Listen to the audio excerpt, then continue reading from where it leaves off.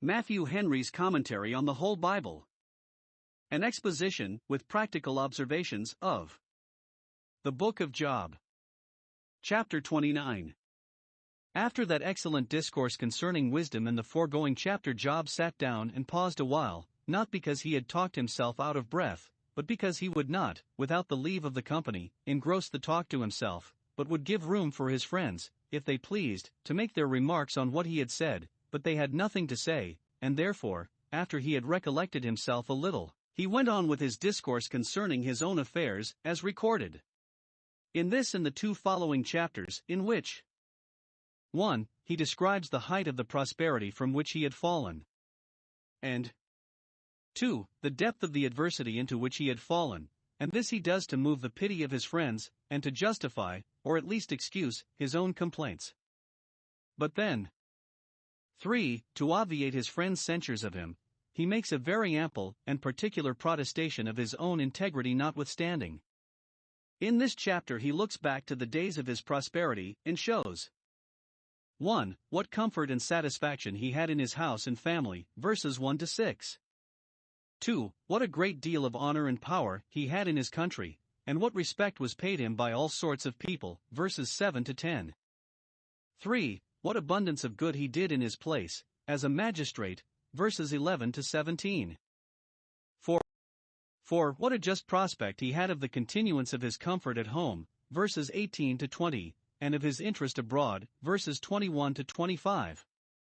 All this he enlarges upon, to aggravate his present calamities, like Naomi, I went out full, but am brought home again empty. Job 29 verses 1 to 6. Losers may have leave to speak, and there is nothing they speak of more feelingly than of the comforts they are stripped of. Their former prosperity is one of the most pleasing subjects of their thoughts and talk. It was so to Job, who begins here with a wish, verse 2, "Oh that I were as in months past." So he brings in this account of his prosperity. His wish is 1. Oh that I were in as good a state as I was in then, that I had as much wealth, honor, and pleasure as I had then. This he wishes from a concern he had, not so much for his ease as for his reputation and the glory of his God, which he thought were eclipsed by his present sufferings. Oh that I might be restored to my prosperity, and then the censures and reproaches of my friends would be effectually silenced, even upon their own principles, and forever rolled away. If this be our end in desiring life, health, and prosperity, that God may be glorified, and the credit of our holy profession rescued, preserved, and advanced, the desire is not only natural, but spiritual. 2. Oh that I were in as good a frame of spirit as I was in then. That which Job complained most of now was a load upon his spirits, through God's withdrawing from him, and therefore he wishes he now had his spirit as much enlarged and encouraged in the service of God as he had then, and that he had as much freedom and fellowship with him as then thought himself happy in. This was in the days of his youth, verse 4, when he was in the prime of his time for the enjoyment of those things, and could relish them with the highest gust. Note, those that prosper in the days of their youth know not what black and cloudy days they are yet reserved for. 2 things made the months past pleasant to Job. 1. That he had comfort in his God. This was the chief thing he rejoiced in his prosperity, as the spring of it and the sweetness of it, that he had the favor of God and the tokens of that favor. He did not attribute his prosperity to a happy turn of fortune, nor to his own might, nor to the power of his own hand, but makes the same acknowledgment that David does. Psalm 30 verse 7, Thou, by thy favor, hast made my mountain stand strong. A gracious soul delights in God's smiles, not in the smiles of this world. For things were then very pleasant to holy Job. 1. The confidence he had in the divine protection. They were the days when God preserved me, verse 2. Even then he saw himself exposed, and did not make his wealth his strong city nor trust in the abundance of his riches, but the name of the Lord was his strong tower, in that only he thought himself safe, and to that he ascribed it that he was then safe and that his comforts were preserved to him. The devil saw a hedge about him of God's making, chapter 1 verse 10, and Job saw it himself, and owned it was God's visitation that preserved his spirit, chapter 10 verse 12. Those only whom God protects are safe and may be easy, and therefore those who have ever so much of this world must not think themselves safe unless God preserve them. 2. The complacency he had in the divine favor. Verse 3, God's candle shone upon his head, that is, God lifted up the light of his countenance upon him, gave him the assurances and sweet relishes of his love. The best of the communications of the divine favor to the saints in this world is but the candlelight, compared with what is reserved for them in the future state.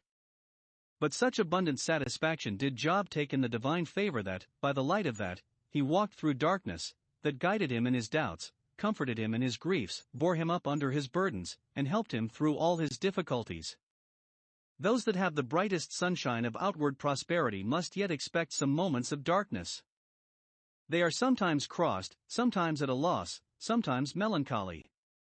But those that are interested in the favor of God, and know how to value it, can, by the light of that, walk cheerfully and comfortably through all the darkness of this vale of tears. That puts gladness into the heart enough to counterbalance all the grievances of this present time. 3. The communion he had with the divine word. Verse, for the secret of God was upon my tabernacle, that is, God conversed freely with him, as one bosom friend with another. He knew God's mind, and was not in the dark about it, as, of late, he had been. The secret of the Lord is said to be with those that fear him, for he shows them that in his covenant which others see not. Psalm 25 verse 14. God communicates his favor and grace to his people, and receives the return of their devotion in a way secret to the world. Some read it, when the society of God was in my tabernacle, which Rabbi Solomon understands of an assembly of God's people that used to meet at Job's house for religious worship, in which he presided. This he took a great deal of pleasure in, and the scattering of it was a trouble to him. Or it may be understood of the angels of God pitching their tents about his habitation. For the assurance he had of the divine presence. Verse 5, the Almighty was yet with me. Now, he thought God had departed from him, but in those days he was with him, and that was all in all to him. God's presence with a man in his house, though it be but a cottage, makes it both a castle and a palace. 2. That he had comfort in his family. Everything was agreeable there, he had both mouths for his meat and meat for his mouths, the want of either is a great affliction. 1. He had a numerous offspring to enjoy his estate, my children were about me. He had many children, enough to compass him round, and they were observant of him, and obsequious to him, they were about him, to know what he would have and wherein they might serve him. It is a comfort to tender parents to see their children about them. Job speaks very feelingly of this comfort now that he was deprived of it. He thought it an instance of God's being with him that his children were about him, and yet reckon amiss if, when we have lost our children, we cannot comfort ourselves with this, that we have not lost our God. 2. He had a plentiful estate for the support of this numerous family. Verse 6. His dairy abounded to such a degree that he might, if he pleased, wash his steps with butter, and his olive yards were so fruitful, beyond expectation, that it seemed as if the rock poured him out rivers of oil. He reckons his wealth, not by his silver and gold, which were for hoarding, but by his butter and oil, which were for use. For what is an estate good for unless we take the good of it ourselves and do good with it to others? Job 29 verses 7 to 17. We have here Job in a post of honor and power. Though he had comfort enough in his own house, yet he did not confine himself to that. We are not born for ourselves, but for the public. When any business was to be done in the gate, the place of judgment, Job went out to it through the city. Verse 7. Not in an affectation of pomp, but in an affection to justice. Observe, judgment was administered in the gate, in the street, in the places of concourse, to which every man might have a free access, that every one who would might be a witness to all that was said and done, and that when judgment was given against the guilty others might hear and fear. Job being a prince, a judge, a magistrate, a man in authority, among the children of the East, we are here told. 1. What a profound respect was paid to him by all sorts of people, not only for the dignity of his place, but for his personal merit, his eminent prudence, integrity, and good management. 1. The people honored him, and stood in awe of him. Verse 8. The gravity and majesty of his looks and mien, and his known strictness in animadverting upon everything that was evil and indecent, commanded all about him into due decorum. The young men, who could not keep their countenances, or, it may be, were conscious to themselves of something amiss, hid themselves, and got out of his way, and the aged, though they kept their ground, yet would not keep their seats, they arose and stood up to do homage to him, those who expected honor from others gave honor to him. Virtue and piety challenge respect from all, and usually have it, but those that not only are good, but do good, are worthy of double honor. Modesty becomes those that are young and in subjection as much as majesty becomes those that are aged and in power. Honor and fear are due to magistrates, and must be rendered to them, Romans 13 verse 7. But, if a great and good man was thus reverenced, how is the great and good God to be feared? 2. The princes and nobles paid great deference to him, verse 9, 10. Some think that these were inferior magistrates under him, and that the respect they paid him was due to his place, as their sovereign and supreme. It should rather seem that they were his equals in place, and joined in commission with him, and that the peculiar honor they gave him was gained by his extraordinary abilities and services. It was agreed that he excelled them all in quickness of apprehension, soundness of judgment, closeness of application, clearness and copiousness of expression, and therefore he was among his fellows an oracle of law and counsel and justice, and what he said all attended to and acquiesced in. When he came into court, especially when he stood up to speak to any business, the princes refrained talking, the nobles held their peace, that they might the more diligently hearken to what he said and might be sure to understand his meaning. Those that had been forward to speak their own thoughts, loved to hear themselves talk, and cared not much what anybody else said, yet, when it came to Job's turn to speak, were as desirous to know his thoughts as ever they had been to vent their own. Those that suspected their own judgment were satisfied in his, and admired with what dexterity he split the hair, and untied the knots which puzzled them, and which they knew not what to make of. When the princes and nobles wrangled among themselves, all agreed to refer the matters in dispute to Job, and to abide by his judgment. Happy the men that are blessed with such eminent gifts as these, they have great opportunities of honoring God and doing good, but have great need to watch against pride. Happy the people that are blessed with such eminent men, it is a token for good to them. 2. What a great deal of good he did in his place. He was very serviceable to his country with the power he had, and here we shall see what it was which Job valued himself by in the day of his prosperity. It is natural to men to have some value for themselves, and we may judge something of our own character by observing what that is upon which we value ourselves. Job valued himself, not by the honor of his family, the great estate he had, his large income, his full table, the many servants he had at his command, the ensigns of his dignity, his equipage and retinue, the splendid entertainments he gave, and the court that was made to him, but by his usefulness. Goodness is God's glory, and it will be ours. If we are merciful as God is, we are perfect as he is. 1. He valued himself by the interest he had in the esteem, affections, and prayers of sober people, not by the studied panegyrics of the wits and poets, but the unconstrained praises of all about him.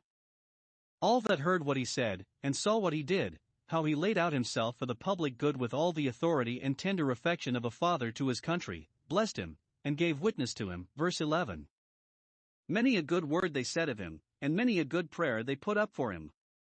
He did not think it an honor to make everybody fear him, odorant dumb metuant let them hate, provided they also fear, nor to be arbitrary, and to have his own will and way, not caring what people said of him, but like Mordecai to be accepted of the multitude of his brethren. Esther 10 verse 3.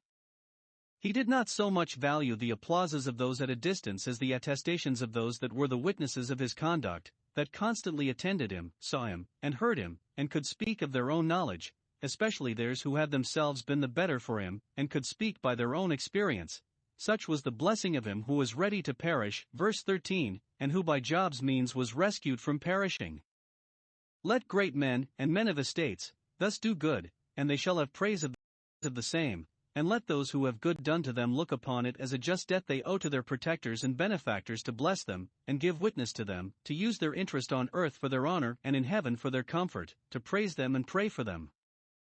Those are ungrateful indeed who grudge these small returns. 2. He valued himself by the care he took of those that were least able to help themselves, the poor and the needy, the widows and fatherless, the blind and the lame, who could not be supposed either to merit his favor or ever to be in a capacity to recompense it. 1. If the poor were injured or oppressed, they might cry to Job, and, if he found the allegations of their petitions true, they had not only his ear and his bowels, but his hand too. He delivered the poor that cried, verse 12, and would not suffer them to be trampled upon and run down. Nay, verse 16, he was a father to the poor, not only a judge to protect them and to see that they were not wronged, but a father to provide for them and to see that they did not want, to counsel and direct them, and to appear and act for them upon all occasions. It is no disparagement to the son of a prince to be a father to the poor. 2. The fatherless that had none to help them found job ready to help them, and, if they were in straits, to deliver them. He helped them to make the best of what little they had, helped them to pay what they owed and to get in what was owing to them, helped them out into the world, helped them into business, helped them to it, and helped them in it. Thus should the fatherless be helped. 3. Those that were ready to perish he saved from perishing, relieving those that were hungry and ready to perish for want, taking care of those that were sick, that were outcasts, that were falsely accused, or in danger of being turned out of their estates unjustly, or, upon any other account, were ready to perish. The extremity of the peril, as it quickened Job to appear the more vigorously for them, so it made his seasonable kindness the more affecting, and the more obliging, and brought their blessings the more abundantly upon him. 4. The widows that were sighing for grief, and trembling for fear, he made to sing for joy, so carefully did he protect them, and provide for them, and so heartily did he espouse their interest. It is a pleasure to a good man, and should be so to a great man, to give those occasion to rejoice that are most acquainted with grief. 5.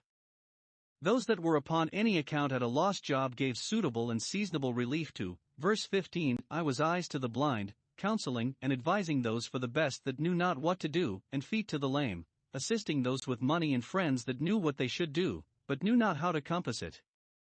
Those we best help whom we help out in that very thing wherein they are defective, and most need help. We may come to be blind or lame ourselves, and therefore should pity and succor those that are so. Isaiah 35 verses 3 and 4, Hebrews 12 verse 13. 3. He valued himself by the conscience he made of justice and equity in all his proceedings. His friends had unjustly censured him as an oppressor.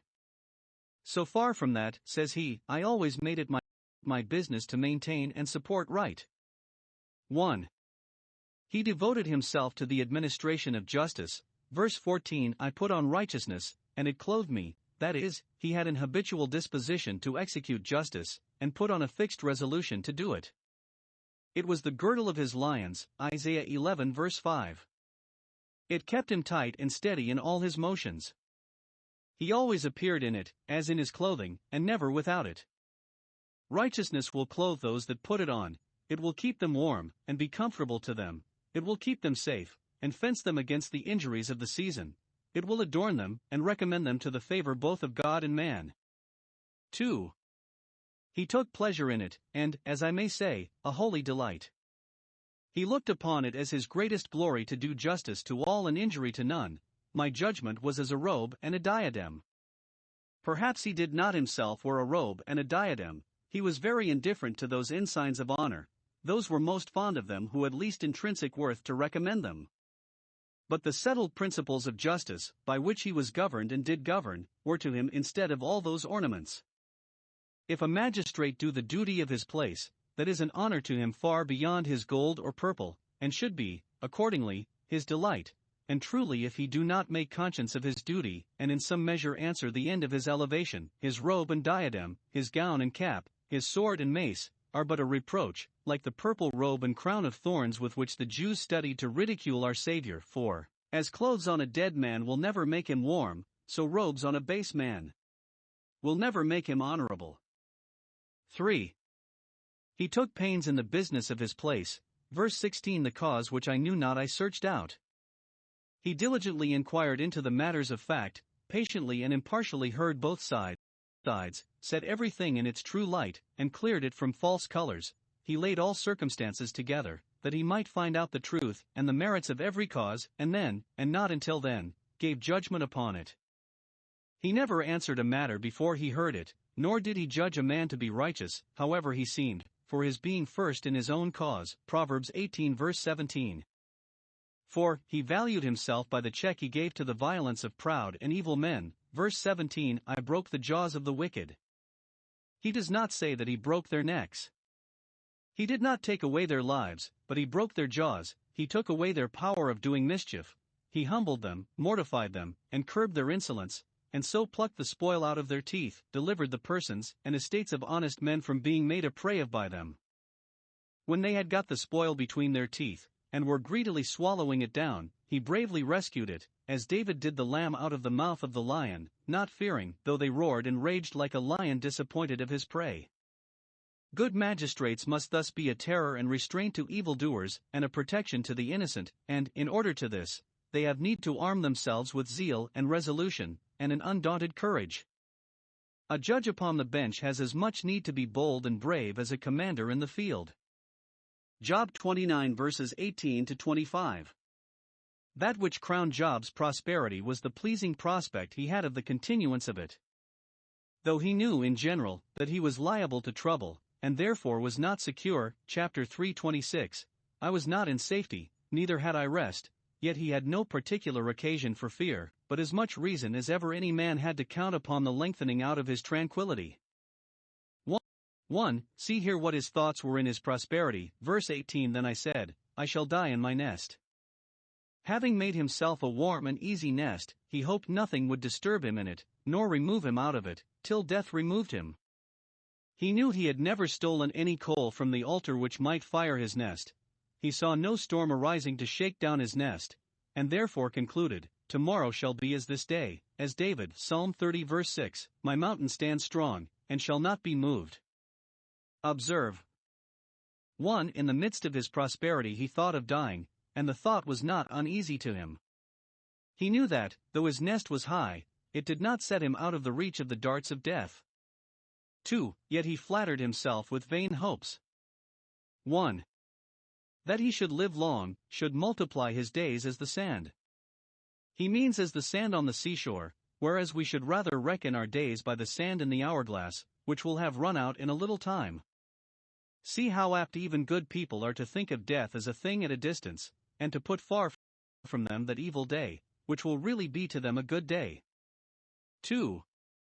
That he should die in the same prosperous state in which he had lived. If such an expectation as this arise from a lively faith in the providence and promise of God, it is well, but if from a conceit of our own wisdom, and the stability of these earthly things, it is ill-grounded and turns into sin. We hope Job's confidence was like David's, Psalm 27 verse 1, Whom shall I fear? Not like the rich fools, Lu. 12:19, Soul, take thy ease. 2. See what was the ground of these thoughts. 1. If he looked at home, he found he had a good foundation. His stock was all his own, and none of all his neighbors had any demand upon him. He found no bodily distemper growing upon him, his estate did not lie under any encumbrance, nor was he sensible of any worm at the root of it. He was getting forward in his affairs, and not going behindhand. He lost no reputation, but gained rather. He knew no rival that threatened either to eclipse his honor or abridge his power. See how he describes this, verses 19 and 20. He was like a tree whose root is not only spread out, which fixes it and keeps it firm, so that it is in no danger of being overturned, but spread out by the waters, which feed it, and make it fruitful and flourishing, so that it is in no danger of withering. And, as he thought himself blessed with the fatness of the earth, so also with the kind influences of heaven too, for the dew lay all night upon his branch. Providence favored him, and made all his enjoyments comfortable, and all his enterprises successful. Let none think to support their prosperity with what they draw from this earth without that blessing which is derived from above. God's favor being continued to Job, in the virtue of that his glory was still fresh in him. Those about him had still something new to say in his praise, and needed not to repeat the old stories, and it is only by constant goodness that men's glory is thus preserved fresh and kept from withering and growing stale. His bow also was renewed in his hand, that is, his power to protect himself and annoy those that assailed him still increased, so that he thought he had as little reason as any man to fear the insults of the Sabaeans and Chaldeans. 2. If he looked abroad, he found he had a good interest, and well confirmed. As he had no reason to dread the power of his enemies, so neither had he any reason to distrust the fidelity of his friends. To the last moment of his prosperity they continued their respect to him, and their dependence on him. What had he to fear who so gave counsel as in effect to give law to all his neighbors? Nothing surely could be done against him when really nothing was done without him. 1. He was the oracle of his country. He was consulted as an oracle, and his dictates were acquiesced in as oracles, verse 21. When others could not be heard, all men gave ear to him, and kept silence at his counsel, knowing that, as nothing could be said against it, so nothing needed to be added to it. And therefore, after his words, they spoke not again, verse 22. Why should men meddle with a subject that has already been exhausted? 2. He was the darling of his country. All about him were well pleased with everything he said and did, as David's people were with him, 2 Samuel 3 verse 36. He had the hearts and affections of all his neighbors, all his servants, tenants, subjects. Never was man so much admired nor so well beloved. 1. Those were thought happy to whom he spoke, and they thought themselves so. Never were the dews of heaven so acceptable to the parched ground as his wise discourses were to those that attended on them, especially to those to whom they were particularly accommodated and directed. His speech dropped upon them, and they waited for it as for the rain, verse 22, 23, wondering at the gracious words which proceeded out of his mouth, catching at them, laying hold on them, and treasuring them up as apothegms. His servants that stood continually before him to hear his wisdom would not have envied Solomon's. Those are wise, or are likely to be so, that know how to value wise discourse, that wish for it, and wait for it, and drink it in as the earth does the rain that comes often upon it, Hebrews 6 verse 7. And those who have such an interest as Job had in the esteem of others, whose ipse dixit bare assertion goes so far, as they have a great opportunity of doing good, so they must take great care lest they do hurt, for a bad word out of their mouths is very infectious. 2. Much more happy were those thought on whom he smiled, and they thought themselves so, verse 24. If I laughed on them, designing thereby to show myself pleased in them, or pleasant with them, it was such a favor that they believed it not for joy, or because it was so rare a thing to see this grave man smile. Many seek the ruler's favor. Job was a ruler whose favor was courted and valued at a high rate. He to whom a great prince gave a kiss was envied by another to whom he only gave a golden cup. Familiarity often breeds contempt, but if Job at any time saw fit, for his own diversion, to make himself free with those about him, yet it did not in the least diminish the veneration they had for him, the light of his countenance they cast not down. So wisely did he dispense his favors as not to make them cheap, and so wisely did they receive them as not to make themselves unworthy of them another time. 3. He was the sovereign of his country, verse 25. He chose out their way, sat at the helm, and steered for them, all referring themselves to his conduct and submitting themselves to his command. To this perhaps, in many countries, monarchy owed its rise. Such a man as Job, that so far excelled all his neighbors in wisdom and integrity, could not but sit chief, and the fool will, of course, be servant to the wise in heart, and, if the wisdom did but for a while run in the blood, the honor and power would certainly attend it, and so by degrees become hereditary. 2 things recommended Job to the sovereignty. 1. That he had the authority of a commander or general. He dwelt as a king in the army, giving orders which were not to be disputed. Every one that has the spirit of wisdom has not the spirit of government, but Job had both, and, when there was occasion, could assume state, as the king in the army does, and say, Go, come, and do this, Matthew 8 verse 9. 2. That yet he had the tenderness of a comforter. He was as ready to succor those in distress as if it had been his office to comfort the mourners. Eliphaz himself owned he had been very good in that respect, chapter 4 verse 3 Thou hast strengthened the weak hands. And this he now reflected upon with pleasure, when he was himself a mourner. But we find it easier to comfort others with the comforts wherewith we ourselves have been formerly comforted than to comfort ourselves with those comforts wherewith we have formerly comforted others. I know not, but we may look upon Job as a type and figure of Christ in his power and prosperity. Our Lord Jesus is such a king as Job was, the poor man's king, who loves righteousness and hates iniquity, and upon whom the blessing of a world ready to perish comes. See Psalm 72 verse 2, etc. To him therefore let us give ear, and let him sit chief in our hearts.